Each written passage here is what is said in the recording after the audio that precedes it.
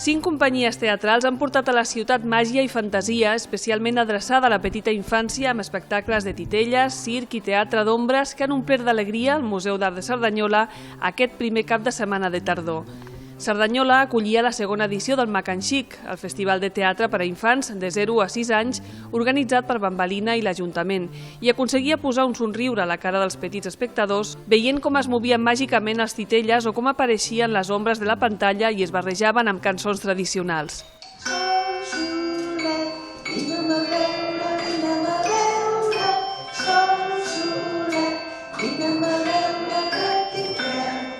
I com mantenir l'atenció d'un nen tan petit? Els artistes tenen els seus secrets. Doncs anant fent coses diferents que vagin passant en tranquil·litat i que els hi captin amb ells molt l'atenció visualment. És un espectacle que és molt tranquil, no és d'aquells espectacles que passen moltes coses, però sí que és un continu, hi ha un fil continu de cosetes que els hi van despertant interès amb ells. Hola, hi ha algú? La gallina? Mira, l'obrim a veure què hi ha.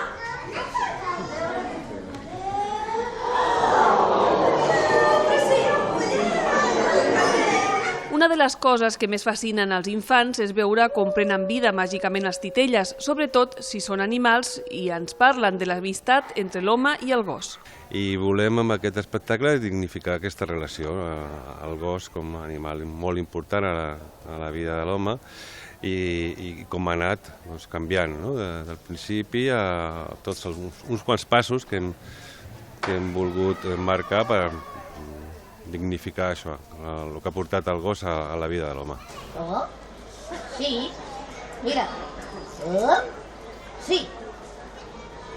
Oh, molt bé. La segona edició del Mac and Chic ha portat a Cerdanyola companyies i espectacles de qualitat que demostren que el teatre familiar està més viu que mai. Vull dir, això sempre ho ha de dir el públic, però per la resposta que veiem i que vosaltres podeu observar, jo crec que sí, que de fet ja s'ha fet un foradet a Cerdanyola.